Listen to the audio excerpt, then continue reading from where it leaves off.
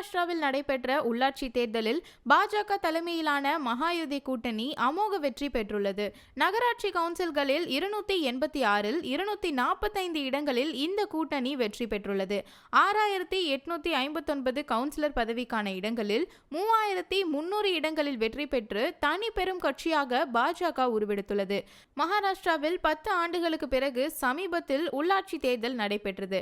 மாநிலம் முழுவதும் 286 நகராட்சிகள் மற்றும் பஞ்சாயத்துகளில் தலைவர் மற்றும் உறுப்பினர் பதவிகளுக்கான தேர்தல் 2 கட்டங்களாக நடைபெற்றது. முதல் கட்டமாக 266 கவுன்சில்களில் கடந்த 2ஆம் தேதியும் மற்ற கவுன்சில்களில் கடந்த 20ஆம் தேதியும் தேர்தல் நடந்தது. வாக்கு எண்ணிக்கையின் முடிவில் 75% நகராட்சி தலைவர்கள் பாஜக தலைமையிலான மகாயுதி கூட்டணியை சேர்ந்தவர்கள். 134 நகராட்சிகளில் பாஜக வேட்பாளர்கள் தலைவர்களாக தேர்வாகியிருக்காங்க. பிரதமர் மோடி, அமித்ஷா, ஜே.பி. நட்டா ஆகியோர் எங்கள் மீது வைத்த நம்பிக்கையை நிறைவேற்றியதில் மகிழ்ச்சி என்று தேர்தல் வெற்றி குறித்து மகாராஷ்டிர முதல்வர் தேவேந்திர பட்னாவிஸ் கூறியுள்ளார்.